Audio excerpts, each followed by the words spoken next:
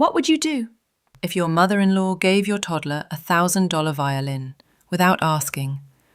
Imagine it's your grandson's birthday. A big smile, shiny gift, but behind it an old dream she's trying to relive. Now picture yourself as the parent. Would you speak up or keep the peace? Now let's rewind a bit, because to understand why that violin gift stirred so much tension, you need to know the backstory. My husband grew up in a house full of music. His mother had 6 children, and from the time they were barely out of diapers, she had them enrolled in music classes. Violin, cello, classical music echoing through the house almost every day. It wasn't just a hobby, it was more like a family tradition, maybe even an unspoken rule. 4 of the 6 kids went on to become professional musicians. My husband and his sister were the exceptions, though even they still play for fun. Now, from the outside, that sounds pretty amazing, right? A family full of music, what's not to love? But when you talk to my husband, he'll tell you a different story. He remembers hours of practice, weekends packed with lessons and recitals, and this subtle but constant pressure to live up to the family name. It didn't ruin his childhood, but it shaped it. And when we got married, one thing we agreed on early, long before we had a child, was this. If our kid wants to play music someday, great. But it has to be his choice, and the timing has to feel right for our family, financially and emotionally. We weren't against music, far from it. We just didn't want that same pressure repeating itself. We wanted to give our child space to explore, to be a kid, to play soccer if he wanted, or paint dinosaurs, or dig in the backyard. We wanted to be intentional, not reactive, not bound by someone else's dream. So fast forward to our son's 3rd birthday. It's a sunny afternoon. The backyard's full of balloons, laughter, cupcakes, and family. That's when my mother-in-law walks in holding a large, carefully wrapped box.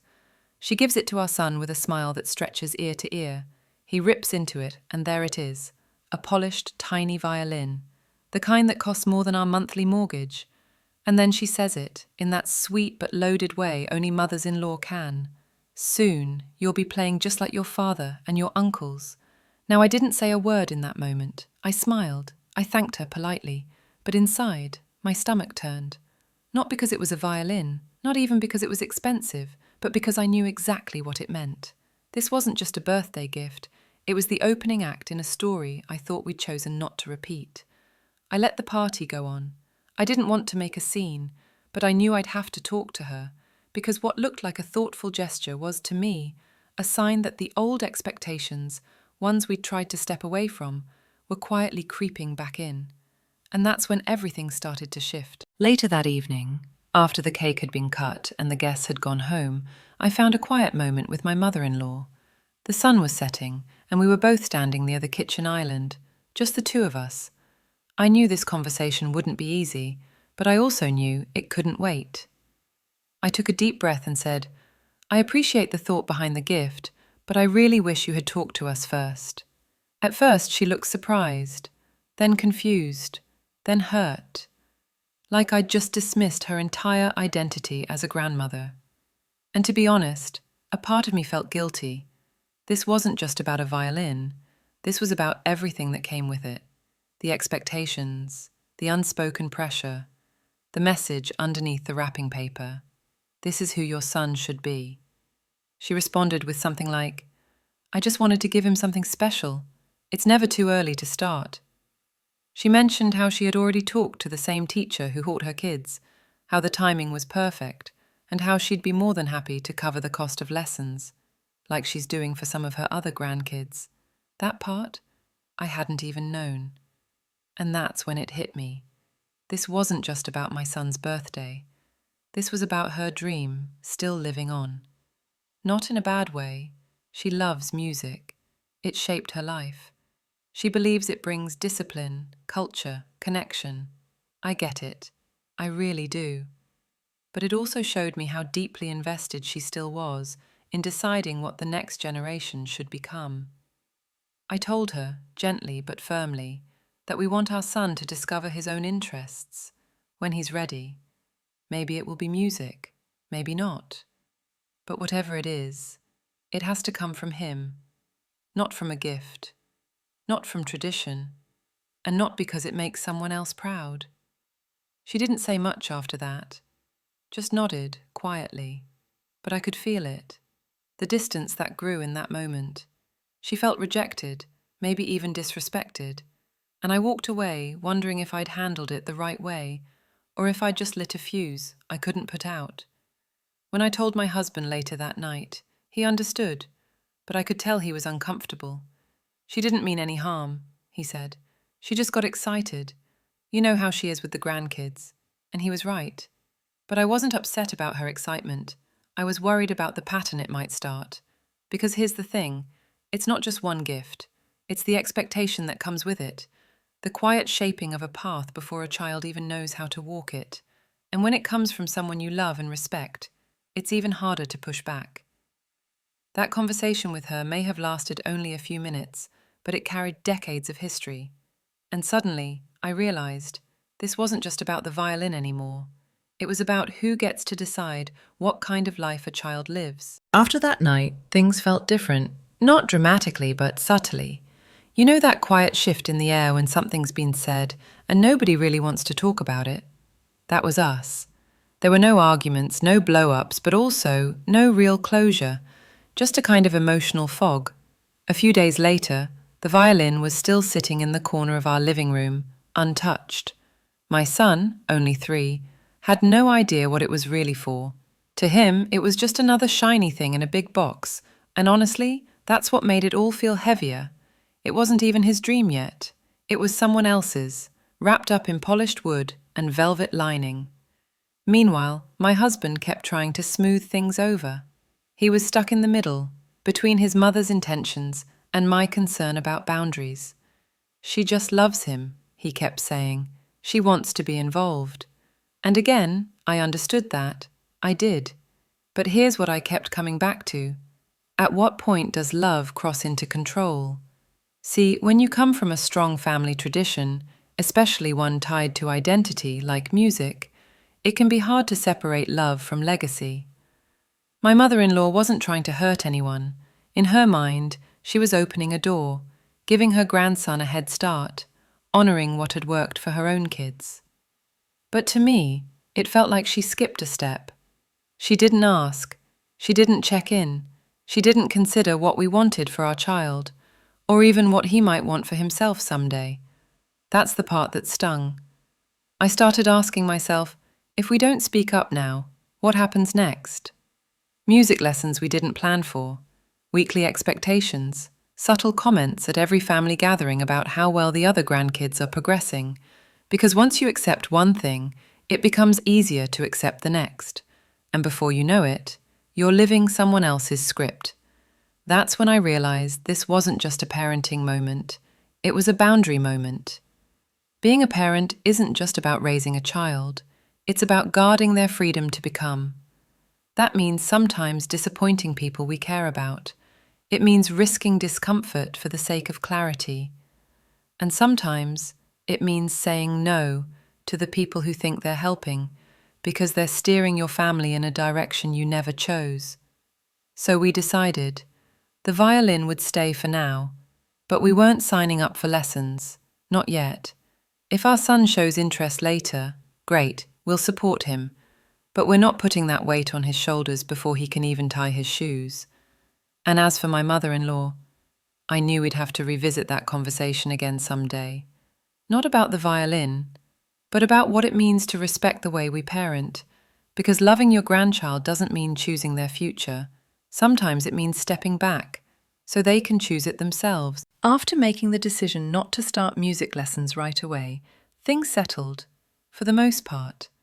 But silence, as I learned, can speak louder than words. My mother-in-law didn't bring up the violin again, not directly, but the next few family visits had a slightly different tone. Less playful, a bit more measured. She still brought over snacks for our son, still smiled and sat on the floor with him while he played with trucks or dinosaurs, but something in her expression had changed. It was as if she was holding back, weighing her words, afraid that anything she said might step on our toes. And truthfully, that made me feel worse, not better, because this wasn't about winning. I didn't want her to feel shut out. I didn't want her to feel like her role as a grandmother had been reduced to babysitting and birthday cards. But at the same time, I wasn't willing to step back from the line we'd drawn. Our parenting choices mattered. Our values, our timing, our financial reality, they all mattered. And yet, so did she. That's when it hit me. This whole thing wasn't just about the violin or even about parenting. It was about roles, who we are in a family, and how we shift as generations grow. My mother-in-law had spent decades being the leader, the planner, the culture keeper. She had shaped her kids' futures, some successfully, some with resistance. But now, she was no longer the decision-maker. And that's a hard transition for anyone, especially someone whose love language is involvement. So, instead of waiting for her to bring it up again, I decided to try something different. I invited her out for coffee, just the two of us, no distractions, no toddler noise in the background. I started by telling her what I appreciated about her, not in a performative way, but from the heart. I told her how much I admired the way she raised 6 children, how I saw her passion for music, and how deeply she loved her grandchildren. I told her I wasn't trying to erase her influence. I just wanted to make sure we were raising our son in a way that reflected our voice too. And then, for the first time since the birthday party, she opened up. She told me she missed feeling needed. That giving the violin wasn't just about music, it was her way of staying connected to something she had built her life around. She admitted it hurt to feel like her gift was rejected, even if that wasn't our intention. And you know what? That moment changed everything, because it reminded me that behind every crossed line is usually a deeper need, a fear of being left behind, of being irrelevant, of losing purpose in a family that's growing without you. That conversation didn't solve everything overnight, but it softened the space between us. It gave both of us room to breathe, room to try again. Sometimes silence builds walls, but honesty, when it's kind, can tear them down. After that honest conversation over coffee, things gradually began to feel lighter. We didn't revisit the violin talk much after that, but we didn't need to. Something had shifted. There was more respect, more space, and surprisingly, more connection. My mother-in-law started showing up in a different way, not with gifts or plans, but with presence. She'd sit and read to our son, ask him about his favorite cartoons, even bring him crayons and coloring books instead of music gear. It was subtle, but it meant a lot. It told me she was trying, that she'd heard me, and that, as much as she valued her own traditions, she was learning to trust us as parents. And that's the real takeaway from all of this, isn't it? Families change, roles shift. What worked for one generation doesn't always fit the next, and love, while powerful, needs to come with listening, especially when it comes to raising a child. I realize something else too. Setting a boundary isn't the same as shutting someone out. It's actually the opposite. It's inviting them to love your family in a way that fits who you are now, not who they used to be, not who they hoped you'd become, but who you are in this moment. And yes, there will be bumps, misunderstandings, gifts that don't quite land. But if the people involved are willing to pause, listen, and step back when needed, there's room to grow through it, together. Now, our son is still too young to know what he wants long term, and that's okay. Maybe he'll pick up the violin in a few years, or maybe he'll fall in love with dinosaurs or soccer or baking. Whatever it is, we'll be there to support him, not to shape him, but to see him, to help him become the fullest version of himself, not anyone else's idea of what he should be. And that violin, it's still in our home, not as a burden but as a reminder, a symbol of good intentions, a lesson in communication, and a turning point in how we all relate as a family. So, if you've ever found yourself in a moment like this, where love and control start to blur, where old dreams meet new values, just know it's okay to speak up. It's okay to protect your space. And it's okay to do it with kindness. Because at the end of the day, the goal isn't to win. The goal is to understand each other better and build a family that makes room for everyone's voice, not just the loudest one. And now, I'd love to hear from you. If you've ever had a family moment like this, where a gift came with strings attached, or a tradition clashed with your choices, hit the like button and drop a yes in the comments. You're not alone, and this is a space where your story matters too.